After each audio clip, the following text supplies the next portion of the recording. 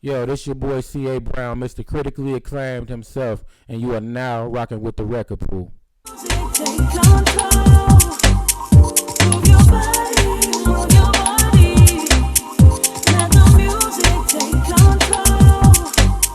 Move your body, move your body. Let the music take control. What's up, y'all? It's your girl Summertime Fan, and I'm back with the Record Pool. It's your boy Chicago Realist. So, y'all, we got C.A. Brown in the building. Mr. C.A. Brown, put some respect on his name if y'all ain't know. So, let's get right into it because I got some questions I need to ask you. Okay. Let's start out. Why the name? C.A. Brown? Yeah. That's my real name. Oh, okay. You know what I'm saying? It's just my initials, but so my name is Corey Anthony Brown, but it's actually I got another thing for it too. It's critically acclaimed. Okay. Yeah. That's what's up. So, since this the first time, because you was here before with the freestyle. Yeah. You know what I'm saying? This the first interview. So, where you from? Chicago Heights, Illinois. Okay. That's like your whole life? That's where you Oh, yeah. I was born and raised Chicago Heights. Okay. Yeah. Okay. So, how was it over there, like, just being in that environment? It was the hood, you know what I'm saying? like for sure, no doubt about it. A lot of people think, that's just because it's not the city, it's the burbs, they think it's something different than what it is. Nah, it's the hood. So, how did you link up with Doe from the Go? Oh man, I've been knowing Doe from the Go for since about 2010. Mm-hmm. So I was brought down to the Stack of Stars Studios by a friend of mine, my homie Duty G. Doe was a mutual friend of ours, and so he brought me down there when Doe was fresh into the Stack of Stars brand, when he was rocking with people like Marvo and Easy O'Hare and people like that. So he brought me down there and introduced me to the Stack of Stars brand. I did my first tape with Doe in about 2010. We just been locked in ever since. Yeah, that's a long report. Okay. Yeah. What made you want to say, like, yeah, this is somebody I want to work with? Because shout out to Dope from the Go, because I appreciate all your support. Yeah, he was on the show too, yeah. Yeah, for sure. So I want to say, like, yeah, so what made you want to, work? Because y'all been working together for a long time. So this ain't y'all first project, right? No, we got a few. Yeah, we got a few now. So what made me want to lock in with Doe from the Go was because when I came down there, it was just the presentation, the whole Stack of Stars brand that he had. He was like the DJ drama for here. He was like Gangsta Grills. The Stack of Stars was like, to have a Stack of Stars tape was like a Chicago Gangsta Grills. For sure. Right. So it just, for what I was pushing at the time, it just made sense. I was sold when I seen everything that he was doing and building that brand. Okay. So what made you want to do music in general? Like start off from the beginning, because everybody got, the beginning story. So I need to know your beginning story. What made you want to do music? Man, I'm not going to lie to you. I knew I wanted to do music as a kid when I heard my older brother and my sister playing records, and my big cousin playing records from NWA and the Ghetto Boys. Like, for real, it was something about when I heard Eazy-E. Yeah. For the first time, it was like, I was so young, I didn't really know like that. No, Easy was the gangster for real. You know what I'm saying? But it was like, it was just something that was intriguing about him to me. I just appreciated the art form. I didn't get into it because at that time, I didn't even know that people were making money. I didn't know you made money off music. I didn't know the people who they listening to was rich. You know what I'm saying? Off music. I just was in love with the craft. Okay. So you said you didn't know that they was in. So who put you on now? Like, who would you say somewhat of a mentor or guidance in this music like that you're doing right now? Guidance and a mentor? Yeah. Doe. Okay. Doe 100%. Doe is, he's an executive producer on my project as well. So it's like any type of consultation or anything I need as far as, even as far as the branding, how the C.A. Brown brand looks and how the King's Testimony albums look, everything that you see visually it's Doe's direction, you know. So Shout out to you know, Doe. I always, you know, anytime I need some guidance on anything that I don't know my own self, then I get Doe involved. So what made you want to even name this particular tape, the testimony? The King's Testimony. King's Testimony, yeah. So it's actually King's Testimony Part 2. You know, King's Testimony 1 was made end of 2020, like the week before. Actually, it was on Christmas. Okay. 2020 Christmas, King's Testimony 1 came out. I decided to go with that title because basically I wanted to tell the other side of being a king that no one talks about. You know, when you think of a king, you think all these things like this luxurious life, you know what I'm saying, and all that stuff, the triumphant stories of a king. You know, nobody tells the hardships that a king has to carry, the burdens that the king has to carry, because, you know, there's a saying, heavy is the head that wears the crown. Right. So basically, King's Testimony was me bringing you into my real life and sharing some of those stories of perseverance, you know, on my way uphill to becoming a king. Right. You know, so now you got King's Testimony 2 is out. It's actually called King's Testimony 2, the coronation. You know what I'm saying? The crowning ceremony. So basically now, what the place I'm at now, see, first King's Testimony 1, it was real, it was kind of had a lot of sentimental values to me, you know, so it was real emotional and stuff like that, like, because I was reflecting on some of the darkest times in my life that I had to overcome. So now that I've overcame that and I got that out, now it's the crowning ceremony. I'm walking in that light. Yeah. You know, it's like now the music feels different. It's not as emotional, but it's just full me walking in that title, the king. You know, the album is just very royal. Yeah. You know. Oh, that's what's up. So speaking of, you know what I'm saying, the King's Testimony Part 2, do you got management? Or because I seen your promo run was crazy. You did all the interviews, then you got the shirts, right? Yeah. And then you was performing. What's behind all that? Do you got management with that, or that's just all you? That's me and Doe. That's what's up. That's me and Doe. You know, when, like I said, everything you see visually, Yeah.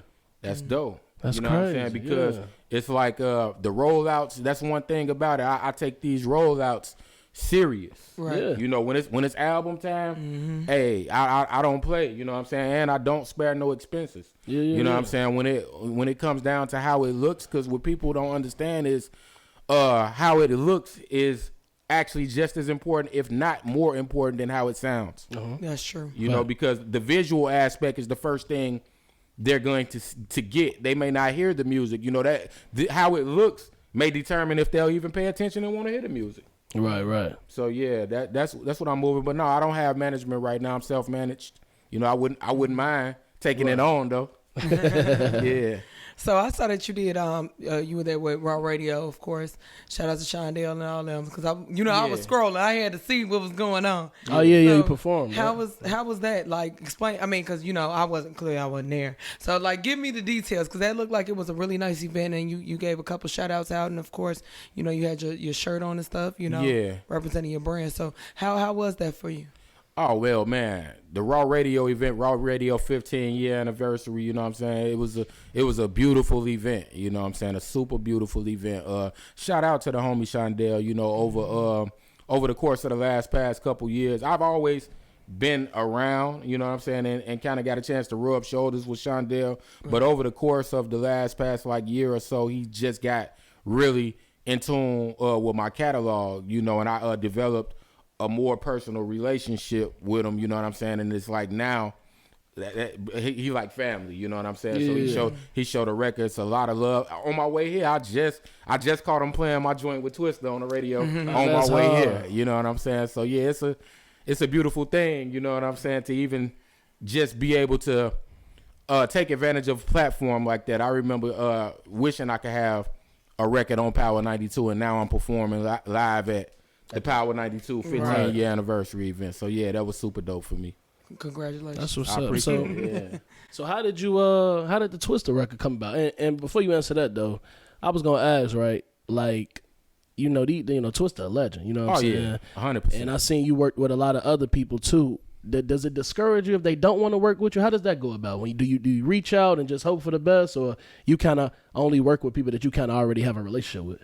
Well, I answer that question in two parts. Okay, so I would like to now how I am. Really, I would prefer to have a genuine relationship with the person. You know, I'm really selective of who I even do records with at this point because, for one, it has to make sense for my brand. You know, I don't just, anybody can't just get a feature from me. It has to align with what I do.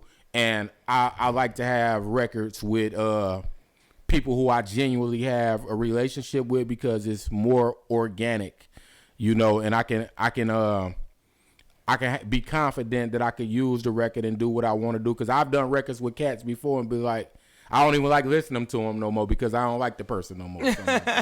So, yeah, but now going back to the Twista record. Yeah, right. Okay, so the Twista record came about because, you know, I had these beats. My whole album was produced by a producer by the name Ill Brown, you know. So Ill Brown had sent me a batch of beats, and I had a few on there that I didn't know. I knew I wanted to use them, but I didn't necessarily know what to do with the beat at the time. Okay. So I took some that felt like they had an R&B type of feel, and I sent them to my homie GS the Brand, who's the R&B artist on there. So I sent them a few beats, and I was like, "Hey, look, I know I want to use these beats." I was like, but I just don't really know what to do with them. I said, so if you hear something on one of these beats, pick the one you like the most. I said, in whatever direction you go in with the hook, that's what I'm gonna go with the song. So GS picked that one, and when he came with that hook, it changed my thought process to the beat as a whole. It was like, at first I was thinking a whole different direction for that beat. Yeah. But then when he made it the type of song that he made it, a song that the ladies could, you know, relate to and stuff like that, that made me think differently about the beat. So immediately when he wrote that and laid it, I then knew what pocket I needed to fit in with my verse. So I sat there and wrote my verse. I'm sitting in the living room writing my verse, and it was something about when I finished my verse, when that hook came back in and that beat dropped again, it just clicked in my head. I said, Twista. I just heard him. Right. You know what I'm saying? I just heard him. I'm like, man, Twista. I'm telling my wife, I'm like, ooh, Twista could kill this. You know what I'm saying? I'm like, man, Twista gonna kill this. Yeah. So at that point, you know, I knew that Twista was accessible to me because, you know, I got a relationship with Beats. You know, shout out to the homie Beats. That's like my brother. Him and Twista toured the country and everything. You know, and they super tight. They got that type of relationship. So, I called Beats immediately, like, hey, bro, I got a record. I was like, man, I need the big homie on it. I was like, man, let's see if we can make this happen. So Beats was like, cool. He was like, man, send me the record. He's like, I'm going to reach out, you know. So he reached out to Twista. We got the record over there to him. Twista said he liked it, you know. So we came up with an agreement on the business side. Yeah. You know, we handled the business, and I had my verse back within about 3-4 days. Oh, that's You know, what's up. and it's like he over exceeded my expectations. He went crazy. He gave me one of those old school, do you want to ride? In the backseat of the car. He gave me one of them verses. You know what I'm saying? For sure. So yeah, that was super dope. Shout out to the legend. So like, you know, with your process in the studio, how does it go? Like, do you like to write first and then put, you know, add your hook on later, or do you like to say, you know, nah, I'm gonna listen to the beat and then I'm gonna go ahead and, you know, whatever song? Well, I usually like to let the beat tell me what to do. Okay. You know, so I go into it, and whatever the beat say do, I do it. Now, if I already have a hook, it's much easier because, like, to me, the way my writing process is, once I got the hook, to me, the song is done already. Okay. Mm-hmm. You know, because all I have to do is follow, you know, whatever the hook was saying, and right. I can write verses. That's easy. That part easy. So if I got the hook already, you know, that's the song done to me. But sometimes I come in and I might not know the hook, and I just start rapping. You know, whatever the beat is telling me to do, I just start rapping, and then I figure the hook out later. I might take a piece out of something that I said in the verse, and that makes a hook. Right. You know, so yeah, that's pretty much how the process is. Okay. So I noticed like you was, you know what I'm saying, throughout our conversation, you was saying like basically you just got a lot of connections that's connected to other people. So I want to ask, in this music business, do you feel like having connections is probably the most important, or like money that you have to put in it? Absolutely, relationships. Yeah. Because I'm gonna tell you something. A lot of people think it's the money. You do need money. I'm not saying you don't. But a lot of times, without the proper relationships, your money can't even work for you the way you need it to work for you. Right. Because it's not about what you got to pay. It's about who you pay. You know, and also knowing who not to pay. Because, you know, you got sharks out here who prey on an independent artist, you know, who will sell you a whole dream of nothing. You know what I'm saying? And just because they know you, they know you green. They know how to read that. Like, they prey on that. Right. They know you green. They know you just a young, hungry artist that got some money. And you will spend whatever it is to get where you trying to go. And they'll drain you. So, you know, and that's definitely true. I highly agree with you. So I want to know, like, so, you know, with you doing music for so long, how do you want to stay independent, or do you want to take a deal if the opportunity knocked?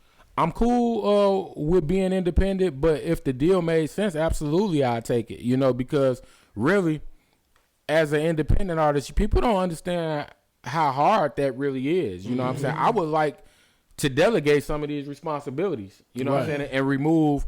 I would like to be just an artist, and then have if the label could bring value that I can't bring to myself, because I don't have an unlimited budget. You know, I just make it look good for what I can do. You know, like I don't spare no expenses. I don't cut corners and penny pinch, but I just know, like, what people see me doing, it's actually so small to what I know I could do if I had the right budget behind it. Right. Yeah. Okay. Let's get into I want to get into some of the social media stuff. Like, man, you know, Kanye West, you know what I'm saying? That's our very own, that's our legend. What you think about the White Lives Matter shirt he wore, man? Nothing. I don't even pay no attention to Kanye West. You know what I'm saying? Because that's what he does. You know, like, I don't see why people nothing Kanye West does will surprise me, you know, because that's what he does. He did exactly what he wanted to do. Right now, what we doing right now, talking about him, that's what he wanted us to do. Right. You know, so the biggest way to kill attention freak is don't pay him no attention. And that's what I don't pay him no attention. So does that deter you from being like a fan? Nah, I still like his music. Still bump, right. Yeah, I still like his music. You know, that's like, this is his personal. I don't have nothing to do with his personal life. Yeah, facts. You know, yeah. I'm glad you said that. Yeah.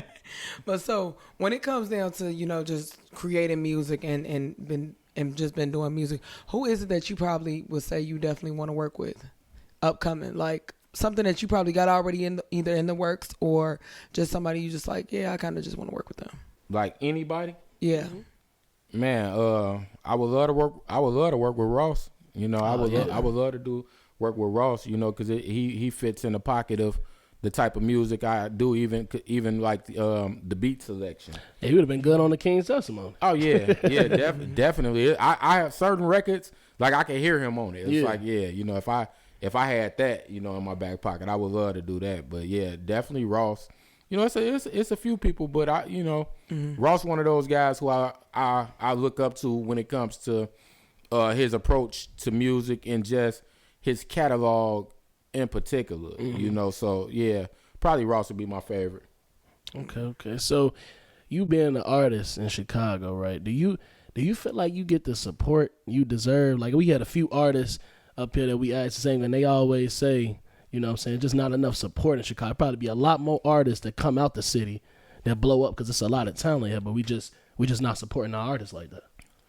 I'll say it like this. Chicago supports, but you got to go get the support somewhere else first. If you looking for Chicago to just jump behind you, and it's even a smaller thing than Chicago, like it's your neighborhood. I'm from Chicago Heights, right? So you know, my love don't come from the neighborhood that I grew up in. I don't feel like they give me the flowers that I know I deserve, you know, but it's cool because, you know, I realized when I started looking at my what do they call it? Analytics. Oh, right, When I started looking at my analytics and seeing, okay, these people over here, you know what I'm saying? I got this many streams over here. I got this many streams over here. That made me realize how small my neighborhood really was. You know, I'm like, so why would I focus on the people who are not supporting when I got a whole group of people who appreciate what I bring to the table? You know, you can't focus too much on who not rocking with you. You got to focus on who rocking with you, you know, and you got to identify your target audience and who you trying to cater to, and you got to know how to target that audience. You know, Chicago just might not be your audience, but like I said in the beginning, you go get it popping somewhere else, Chicago gonna jump on you. There you go. I'm a high believer in that because that's what happens a lot of times. People don't care about you here until you blow up somewhere else, and then you come back home, and it's like, girl, how you do? You know what I'm saying? So it's like, you know, the fake begins. There you go. Absolutely. But when it comes to, you know, you doing the music that you've been doing for a long time, and how is it? How can I put this? How is it just being an artist and saying like, hey, this is something I want to do and this is something I want to create, and what's your end goal for this, and like what do you want to get out of it? Well, right now, you know what I'm saying, I'm to be honest with you, this thing is about purpose for me. You know, it's not about money at this point, you know what I'm saying, or anything. I'm chasing purpose, you know what I'm saying. I'm not chasing fame. You know, I plan to put meaningful music, you know what I'm saying, into the universe that'll live forever even after I'm gone. You know, and I also know that, you know, when you chase purpose, everything else that you need will fall in line. So I'm not really, you know, truth be told, you know, I own businesses, you know what I'm saying. I own a trucking company, you know what I'm saying. I got three semis, you know what I'm saying. I'll be honest. If I can get out the semi truck and make the money that I make in the semi truck on every year, if I can make 6 figures a year off music, I'm fine with that. I don't have to be famous or nothing like that. I just would like to cater to my my target audience, develop a cult following. I'll be like one of those guys who might come to your city. I might get booked to the city. I walk in the mall. If you're not one of my, you know what I'm saying, one of my fans, people in my core audience, you might not know who I am. I could walk dead through the mall, don't get bothered by nobody, but the people that are in tune with me, they know. You know what I'm saying? I go to the show that night, it's packed with people quoting my lyrics. I want to be that type of artist. Okay. Yeah, that's what's up. I rock with that. So, with you being married, you know, you got your lady, with you being in this business, right, what's the key to not having problems at home? I mean, because you got to be out, you got to be, you know, you're around a lot of people and all that. Like, what's keeping, like, you know, you doing this, not having problems at the crib? It's not this that make you have problems at the crib. It's you. You know what I'm saying? Like, the thing, I've been with my lady 19 years, bro. Okay. You know what I'm saying? So she met me doing this, you know, so it's like, it's kind of like she just know, you know, that's what's a part of it. But, you know, I've never had a problem, you know, like, so see, a lot of people, they have problems because it's a trust issue. I don't have no trust issues at my house. You know what I'm saying? So that's really the difference. What's the key to that? What you think? Communication? Well, you gotta have. I think first of all, you have to be able to be yourself. You know what I'm saying? Y'all both have to be comfortable enough with each other to the point where y'all are actually friends. You know what I'm saying? And you can't put a person can't feel like they in prison. You know what I'm saying, in a relationship. Like, for instance, you know, I have female friends. You know what I'm saying, like females that I knew before my wife, childhood friends. I still can tell my wife, hey, you know, I'm finna go, you know what I'm saying, kick it with such and such. You know what I'm saying? This one of my homegirls, she can come to the crib. You know what I'm saying? Her and my wife, they friends now. You know what I'm saying? So it's stuff like that. And I can go out with my wife, be myself. You know what I'm saying? It's no insecurities or anything like that. So it's really just about you having that right person who allows you to be you, you know, without having to. Because a lot, like, for example, just like what I just said about the homegirl. Mm-hmm. Now, it's some guys that can't even have a homegirl. You know what I'm saying? That they might have knew before they significant other. Mm-hmm. You know, some guys will have to, like, say they want to talk. Want to talk to their homegirl, or they want to go out. You know what I'm saying? And kick it. If they homegirl having a party, they want to go. They can't say that, and so they gotta make up a lie when they go out just to do that, and they really not even doing nothing. Mm-hmm. You see what I'm saying? They really not doing nothing, you know, but they had to make up a lie just to go do it. And then now when they get caught in it, it looked like something was going on. It wasn't even going on. I just had to lie to you because you wouldn't allow me to do it if I didn't. So both of y'all gotta be secure enough. You know what I'm saying? The trust has to be there. The trust has to be there, you know? Yeah. Well, I'm glad to hear that because, you know, a lot of people, they don't talk about that type of, you know, thing. So when it comes down to, you know, you just trying to be on this journey or whatever and been progressing, you know what I'm saying, as an artist. And, you know, you even mentioned about, like, you know, just catering to your target market because a lot of artists, they don't know who their target market is. That's definitely a marketing strategy that's important. So how did you determine, like, how do you determine, like, what your audience likes?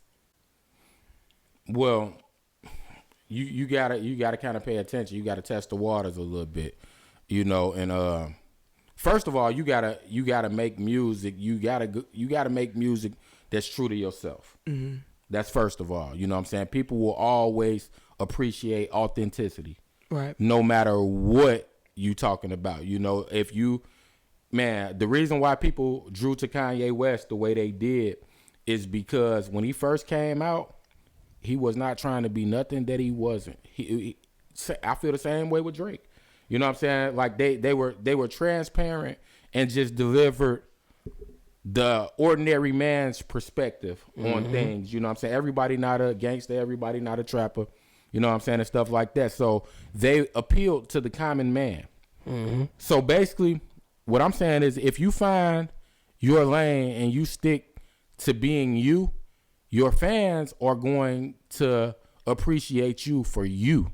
Mm-hmm. You know, so that way it's less, you don't have as hard of a time figuring out what do your people like, you know, because they buy into you. You know, they're going to like you as long as you stay transparent and you stay real. Mm-hmm. Mm-hmm. I like that. Yeah. So, like, how do you know when to, how do you know when to switch it up? Meaning, like, you can stay Trudy, but what if you want to expand at, you know, your fan base and kind of want to, you know, throw a little something different in there and then get back to, would you do that?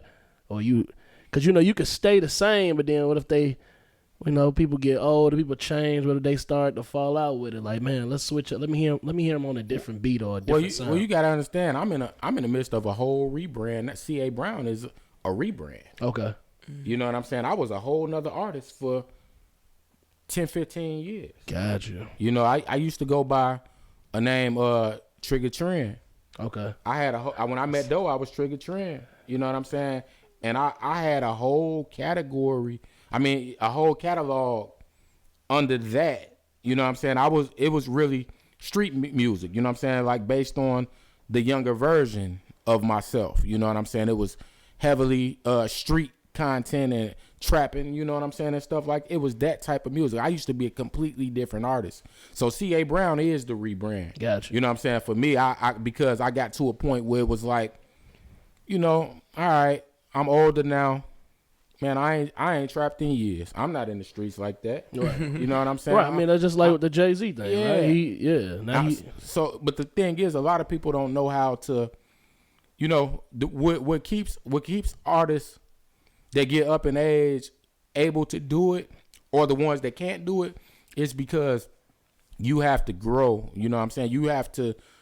Some people don't know how to make their actual life, their real life, sound good, so they steady resort to trying to keep up with what's trendy, you know, and things like that, and you reflecting on the past and what you used to do and all that. So it just got to a point with me where I looked at my real life, looked at myself in the mirror, said, man, bro, you too old to be rapping about that.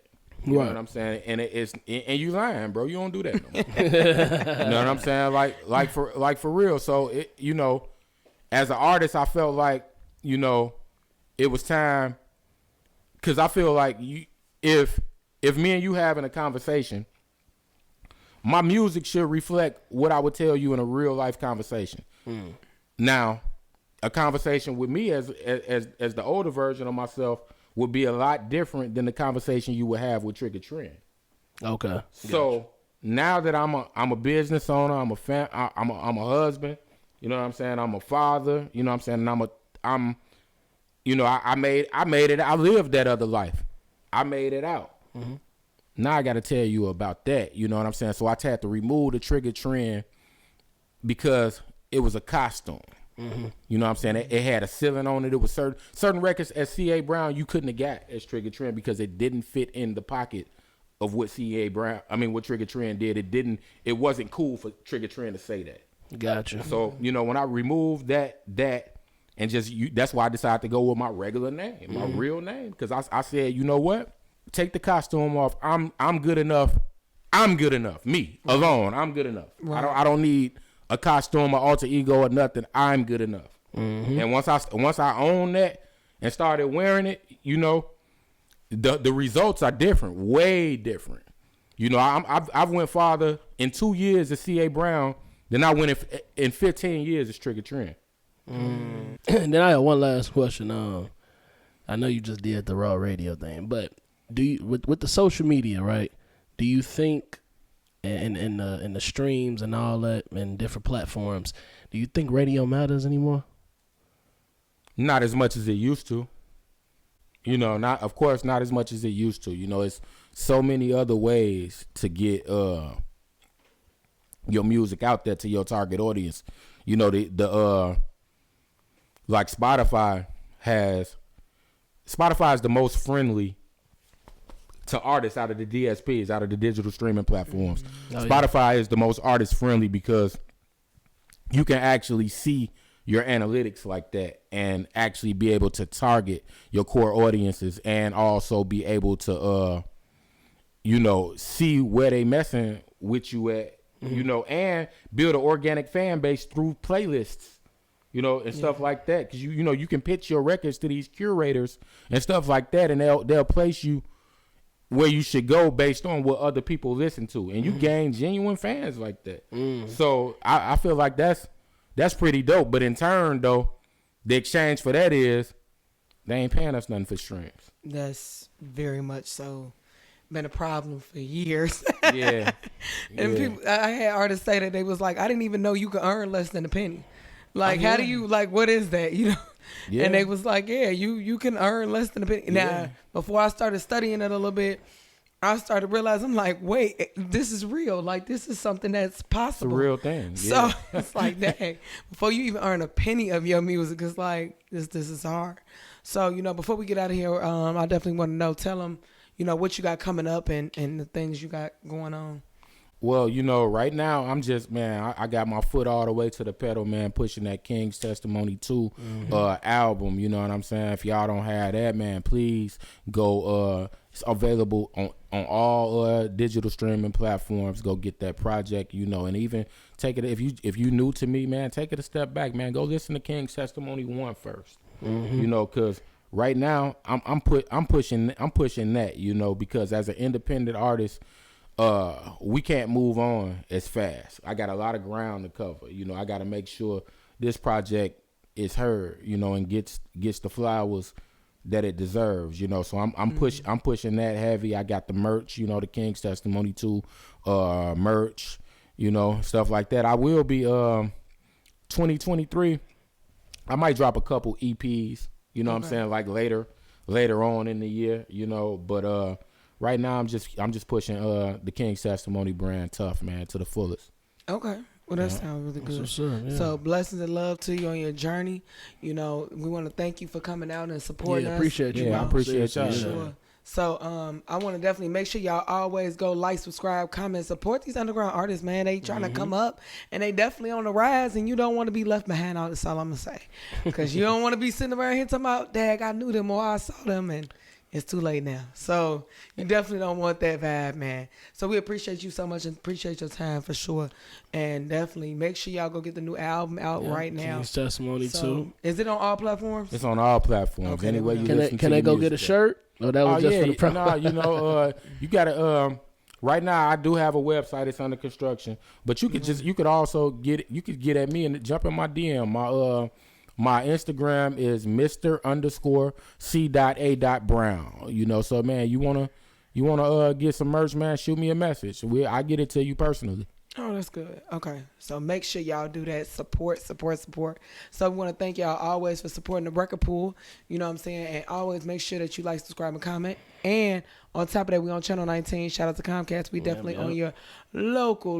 We coming more. We got some more stuff coming. But you all can follow us, like, subscribe, and comment. Follow us on Instagram. You could definitely follow us on Spotify. We got SoundCloud. We got all those good things. So make sure y'all stay in tune with the underground artistry as we keep coming to y'all with more interviews, more content, all that good stuff, y'all. It's your girl, Summertime Fan, y'all. It's your boy, Chicago Realist. And we out. Peace.